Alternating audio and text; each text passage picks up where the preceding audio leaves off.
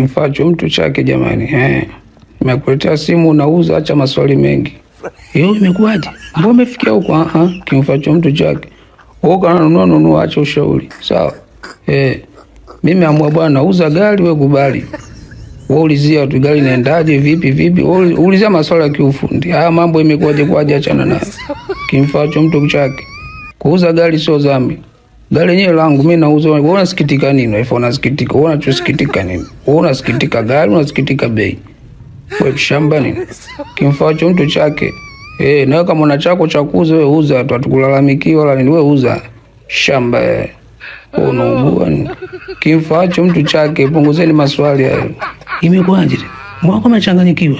Haya imekuwaje? Wewe imekuwaje nini bana? Wewe kama unataka kununua, acha maswali mshamba. Wewe unaugua nini? Wewe vipi? Haya, kwenye bio yangu hapo kuna link wanangu, twendeni tukamtete Mwindi.